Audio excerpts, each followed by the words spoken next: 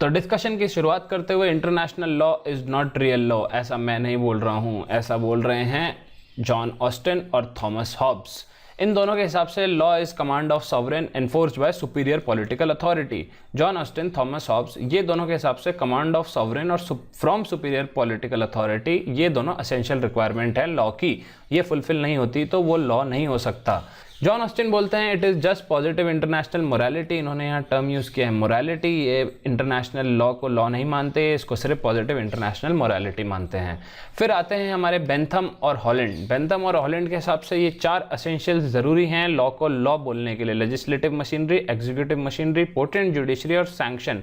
ये चारों जो एसेंशियल्स हैं ये उस टाइम पे चलो फिर भी इतने इफेक्टिवली इतने नहीं आए थे वर्ल्ड सिनेरियो में, लेकिन अब ये कुछ लेवल तक आ चुके हैं। ऐसा भी नहीं है पोटेंट जुडिशरी अभी भी इंटरनेशनल लॉ में नहीं है, मतलब इतनी पोटेंट नहीं है जितनी म्युनिसिपल लॉ में होती है, लेकिन फिर भी इनके हिसाब से 4 चीज़ें होती हैं एक लॉ को लॉ बोलने में। तो इंटरनेशनल लॉ लॉ नहीं है क्योंकि उसके पास ये 4 एसेंशियल्स नहीं है। हॉलैंड बोलते हैं international law is vanishing point of jurisprudence, और बेंथम वो इंसान थे जिन्होंने सबसे पहले इंटरनेशनल लॉ टर्म यूज़ किया था एकेडमिक्स के अंदर।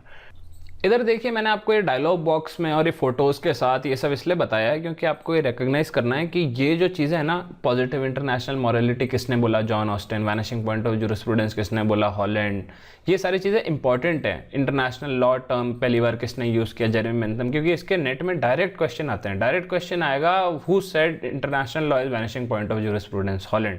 ऐसे आपको इसलिए पेन और कॉपी लेके बैठिए और इसके नोट्स बनाइए क्योंकि ये आपको याद करना पड़ेगा, there is no way around it. हमने देखा कि इंटरनेशनल लॉ क्यों नहीं है रियल लॉ। अब हम देखेंगे इंटरनेशनल लॉ क्यों है रियल लॉ। हॉलैंड लॉरेंस के हिसाब से just like positive law, international law is derived from custom and president, so it is a law. Pollock के हिसाब से कोई भी चीज़ जो पॉलिटिकल कम्युनिटी एक्सेप्ट करती है as binding upon them is a law, और इंटरनेशनल लॉ ये कंडीशन सेटिस्फाई करता है तो इट इज़ अ लॉ। अब देखो, सीधी बात ये है कि recognizing an international law is real law or not, it totally depends on the definition you use। ठीक है, अगर डेफिनेशन आपकी लॉ की जो होगी उसी से डिटरमाइन होगा आप लॉ कंसिडर करते हो इंटरनेशनल को कि नहीं करते हो। ठीक है, तो ये काफ़ी चेंज होता है जूरिस टू जूरिस, सबकी लॉ की डेफिनेशन अलग होती है। तो वो लोग इंटरनेशनल लॉ को नहीं मानते थे लॉ, और ये लोग इंटरनेशनल लॉ को लॉ मानते हैं। ये इंसान था ह्यूगो ग्रोशियस।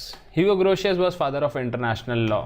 इनके हिसाब से law can be divided into natural and positive, positive law can be divided into divine and human, human law can be divided into law of nations and civil और municipal law. Civil और municipal law अपना जो national law होता है, जो state का law होता है, और लॉ ऑफ नेशंस होता है इंटरनेशनल लॉ। इंटरनेशनल लॉ को लॉ ऑफ नेशंस भी बोलते हैं।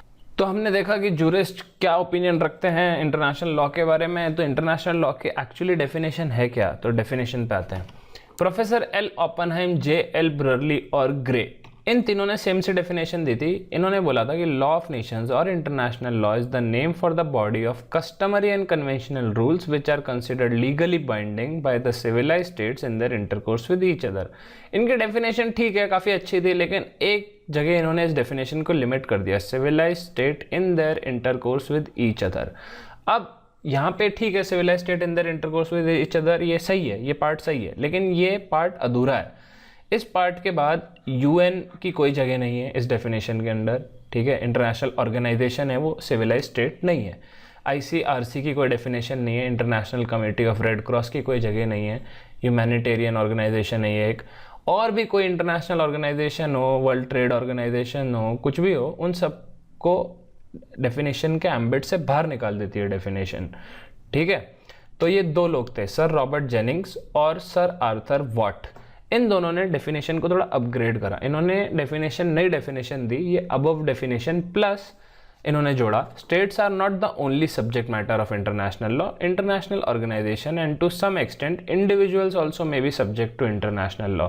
इन्होंने इंटरनेशनल ऑर्गेनाइजेशन को भी एम्बिट में ले लिया और इंडिविजुअल्स को भी एम्बिट में ले लिया, जो कि बहुत ज़रूरी था अगर आपको इंटरनेशनल क्रिमिनल लॉ स्टार्ट करना है। तो इंटरनेशनल क्रिमिनल लॉ इंडिविजुअल्स के अगेंस्ट होता है, इंडिविजुअल्स को इंटरनेशनली प्रोसिक्यूट किया जाता है इंटरनेशनल क्रिमिनल लॉ में, तो इंडिविजुअल्स को भी लेना ज़रूरी था ऑर्गेनाइजेशंस के साथ साथ।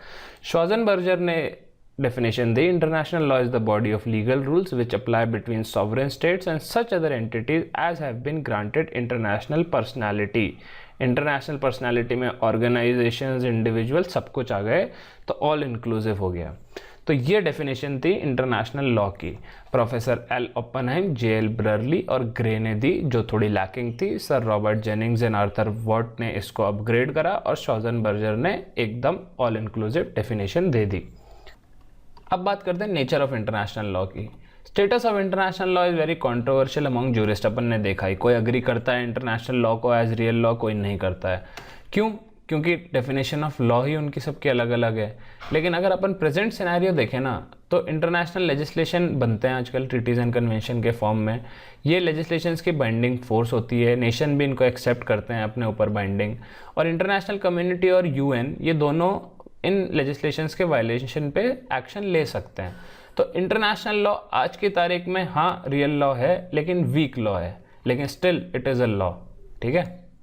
Y international law is a weak law? मेरे हिसाब से 3 रीजंस हो सकते हैं। फर्स्ट, इंटरनेशनल लॉ इतना इफेक्टिव और एफिशिएंट नहीं है म्युनिसिपल लॉ के। क्यों? क्योंकि म्युनिसिपल लॉ में काफ़ी ज़्यादा पावर्स दी गई होती हैं लेजिस्लेचर को, एनफोर्सिंग अथॉरिटीज़ बहुत ज़्यादा होती हैं, काफ़ी एफिशिएंट होती हैं, काफ़ी टाइम से चला आ रहा है। इंटरनेशनल लॉ लास्ट 100-150 साल की बात है, लेकिन जो रेगुलर अपना लॉ है वो सेंचुरीज से चला आ रहा है। ठीक है, तो इतना एफिशिएंट नहीं है वो जितना म्युनिसिपल लॉ है। दूसरा, इंटरनेशनल लॉ तभी बाइंडिंग होगा स्टेट पे अगर स्टेट पहले अग्री करेगा। ठीक है, अभी आप इंडिया में पैदा होते हो, इंडिया में पैदा होते ही आपके ऊपर आईपीसी एप्लीकेबल है, आप अग्री नहीं करते हो कि हाँ भाई मैं आईपीसी के लिए अग्री करता हूँ, लेकिन इंटरनेशनल लॉ के लिए स्टेट पहले अग्री करता है, उसके बाद वो उस पर बाइंडिंग होता है। तो स्टेट अपने रिजर्वेशंस रख लेता है, या स्टेट पूरी तरह से अप्लाई नहीं करता, या स्टेट नहीं पार्टी बनता ट्रीटी का या कन्वेंशन का, तो स्टेट की चॉइस है कि स्टेट उस पर पहले अग्री करे कि हाँ भाई मेरे पे बाइंडिंग है कि नहीं। और तीसरा है कि जो इंटरनेशनल कोर्ट्स है ना, उनके पास कोई रियल पावर नहीं है इन्फोर्स कराने की डिसीजन। ठीक है, जो पुलिस होती है वो स्टेट के अंडर में होती है, जो आर्मी होती है वो स्टेट के अंडर में होती है। इंटरनेशनल कोर्ट के पास कोई स्पेशल पावर नहीं है कि वो इन्फोर्स करा सके अपने डिसीजंस। तो ये 3 मेन रीजंस हैं, और भी बहुत रीजंस हैं, लेकिन ये 3 कैटेगरीज में आप बाकी रीजंस को डाल सकते हो कि क्यों international law is a weak law. Next आता है हमारे बेसिस ऑफ इंटरनेशनल लॉ। अब बेसिस ऑफ इंटरनेशनल लॉ से क्या मतलब है? बेसिस ऑफ इंटरनेशनल लॉ का मतलब है कि इंटरनेशनल लॉ जो एग्जिस्टेंट है आज की तारीख में, उसका क्या बेसिस है, कहाँ से आया वो, कैसे इवॉल्व हुआ, बेसिकली क्या थ्योरी है इंटरनेशनल लॉ जो अभी चल रहा है उसके पीछे। तो सबसे पहले नेचुरलिस्ट थ्योरी आती है। नेचुरल लॉ के हिसाब से बोलते हैं कि एक हायर रीज़न होता है जो लॉ को लॉ बनाता है। ठीक है, तो नीचे की कोई अपने को अथॉरिटी नहीं चाहिए, जो चीज़ें गलत हैं वो गलत रहेंगी, जो सही हैं जो सही रहेंगी, जैसे मॉरलिटी, यूनिवर्सल प्रिंसिपल्स एटसेट्रा। ये हो गई एक थ्योरी। सेकंड थ्योरी है positivism theory. Positive law is made by humans, international law is made by humans. तो पॉजिटिव थ्योरी के हिसाब से जिस्ट में बता रहा हूँ ये मैं, इंटरनेशनल लॉ होता है। अब बेंथम में पॉजिटिव लॉ स्कूल के ही थे एक jurist. International law is an agreement between sovereigns and can be divided into 2 categories, public and private, the former referring to states and the latter to individuals. इन्होंने public and private में differentiate किया international law को। Jeremy Bentham वही इंसान थे जिन्होंने international law term पहली बार use किया था, पहली वाली स्लाइड्स में मैंने आपको बताया था। कंसेंट थ्योरी बोलती है कि सारे स्टेट आपस में कंसेंट दे रहे हैं और एक्नॉलेज कर रहे हैं रूल को, तो वो लॉ होंगे ही। इंटरनेशनल लॉ कंसेंट से बना है। ऑटो लिमिटेशन थ्योरी बोलती है सारे स्टेट्स ने अपनी खुद की पावर रेस्ट्रिक्ट करी है। ठीक है, अपनी सॉवरेनिटी थोड़ी कम करी है, लिमिट करी है अपनी पावर को, ताकि इंटरनेशनल लॉ ढंग से ऑपरेट कर सके फॉर हार्मनी और ताकि स्मूथ फंक्शनिंग ऑफ सोसाइटी। तो ऑटो लिमिटेशन थ्योरी बोलती है वॉलंटरी रेस्ट्रिक्शन और auto limitation of sovereignty of states. ठीक है। फंडामेंटल राइट्स थ्योरी वही वाली बात कि man is entitled to basic rights, right to life, dignity, living, to have a family वगैरह वगैरह। तो ये सारे राइट्स हर जगह एग्जिस्टेंट होते ही हैं और इंटरनेशनल लॉ होता ही है जो ये सारे राइट्स को गारंटी करता है। फिर आता है pacta sunt servanda। Pacta sunt servanda का सिंपल मीनिंग है, जो इसका ट्रांसलेशन है, treaties shall be complied with. ठीक है, तो पैक्टा sunt servanda एक बेसिस माना जा सकता है इंटरनेशनल लॉ का कि जो ट्रीटी बनती है वो कंप्लाई करेगा ही करेगा नेशन उस ट्रीटी के साथ। अगर अग्री करता है तो इंटरनेशनल लॉ हमेशा रहेगा बिकॉज ऑफ पैक्टा sunt servanda। ये सारी चीज़ें हम डिटेल में आगे पढ़ेंगे, लेकिन अभी ये इतना ही इंपॉर्टेंट है, इससे ज़्यादा इंपॉर्टेंट नहीं है। नेट के लिए तो इससे ज़्यादा इंपॉर्टेंट नहीं है। तो ये अगर वीडियो आपको अच्छा लगा तो प्लीज़ लाइक करो, सब्सक्राइब करो। मैं पहले ही बता चुका हूँ गाइस, यार आप देख रहे हो लेकिन आप सब्सक्राइब नहीं कर रहे हो। मेरा व्यूइंग टाइम बढ़ रहा है लेकिन सब्सक्रिप्शन बिल्कुल भी नहीं बढ़ रहे हैं। तो प्लीज़ सब्सक्राइब करो, एक क्लिक करना पड़ेगा और आगे ऐसे वीडियोस और आते रहेंगे। और आपको कोई स्पेशल वीडियो देखना है, आपको कुछ भी वीडियो देखना है, कोई भी लॉ से रिलेटेड कोई भी टॉपिक में मैं आपको पढ़ा दूंगा। तो आप कमेंट करिए आपको क्या पढ़ना है, मैं आपको ट्राई करूँगा वो वीडियो जल्द से जल्द आपको प्रोवाइड कर सकूँ। मिलते हैं अगले वीडियो में। Thank you.